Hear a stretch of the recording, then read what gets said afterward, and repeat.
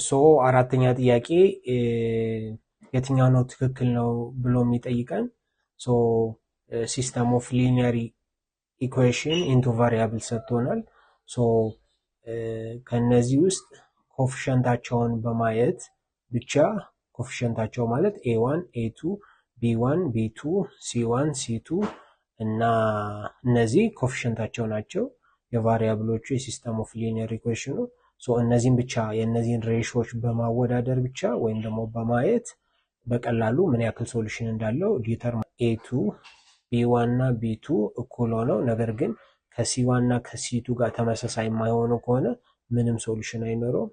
a1 እና a2 እና b1 እና b2 ሬሾቸው ተመሳሳይ ካልሆነ ደግሞ አንድ ሶሉሽን ብቻ ይኖራል። ሶ በዚህ መሰረት ምርጫችን ዲ መልሳችን ይሆናል ማለት ነው።